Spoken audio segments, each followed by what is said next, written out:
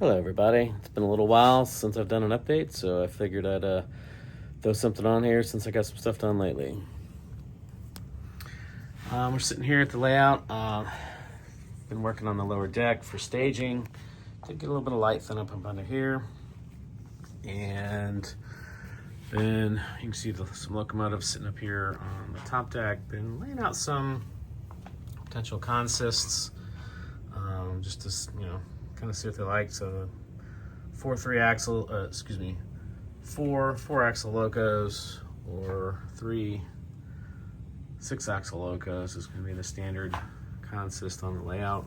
And occasionally, as you can see, there'll be some 5s, because definitely in the 70s that did exist.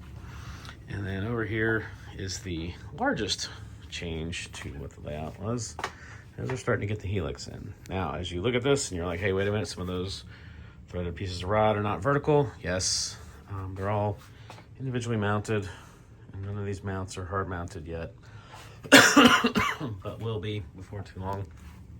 And that's the first round. This isn't glued in.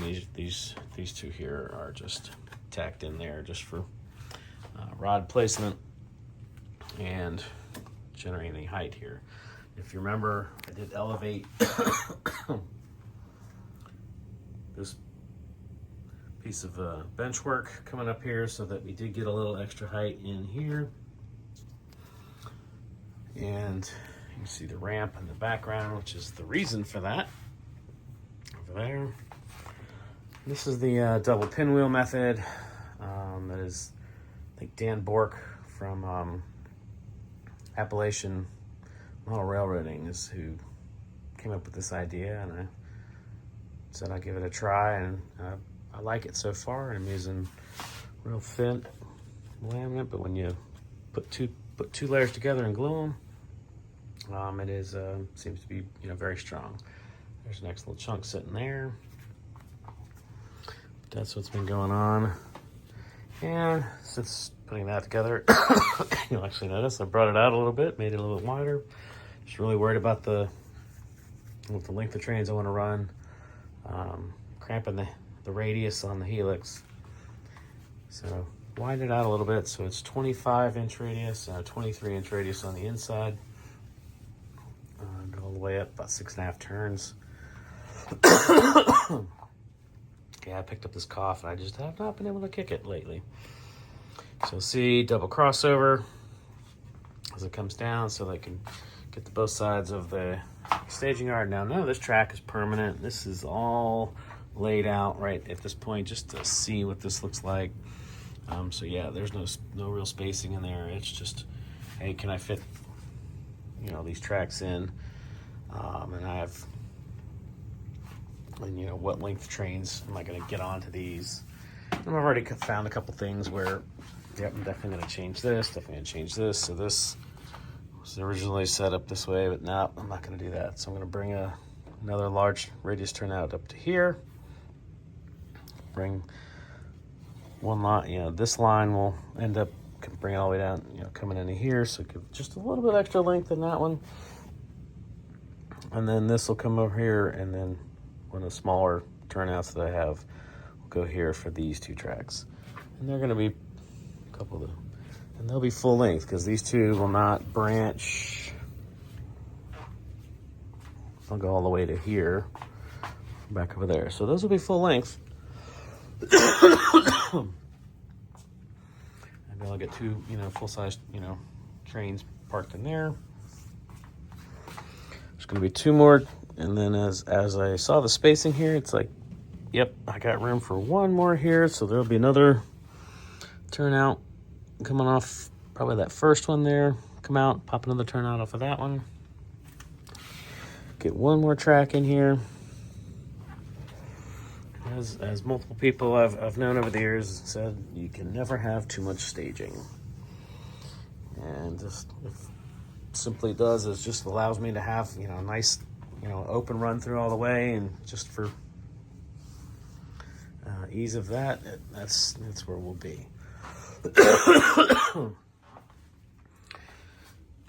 a triple layer of foam in here to match up with where that's going to come off of. Yeah, it'll drop down to the double layer now all the way around on this lower deck. And got the foam laid out all the way to the end, matched up correctly. So there's that. Haven't got any more track lately. I with both Pico, looking at adding to their US line in N scale, and Micro Engineering, talking about adding turnouts to their track lineup. I'm really kind of waiting for Code 55 to add any more Code 55 anymore. So the next thing I'll be doing is get a bulk order of Code 80 track for to finish out this. A lot of this track that's laying here is quite old. I probably won't end up using it for real. Besides just in this layout, laying this out. Some of it might get used back in there in the stub end section, but probably not in the major run-through pieces. And then the track on the Helix will end up being Pico Code 55. It's got because the rails are actually embedded down in the ties, and that really does a great job of helping keep the track engaged through the turns as you are trying to attach multiple tracks in a long winding circle together. So that's the plan for that. So again, just not a ton of progress. I mean, literally, I haven't worked on the layout until this last couple of weeks. Probably 4 weeks went by without me doing a thing down here, just with work and coaching and everything else. But soccer ended yesterday. The end of the year for work is in 2 weeks, so we're heading into the summer.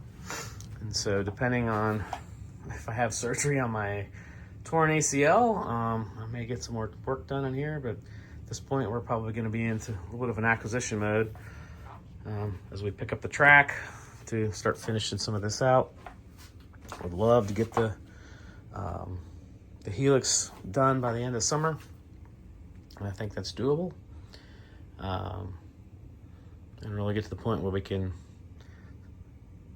move trains from staging up to the main layout and back down, and really finish this chunk of corner off. Plus, if it really ends up working out exactly like I want it to, I could put the Pride transloader on this massive corner, which I think it's a dream. But again, when we get it all the way up and functional, and there might be space on top that we can put something, we'll see what happens.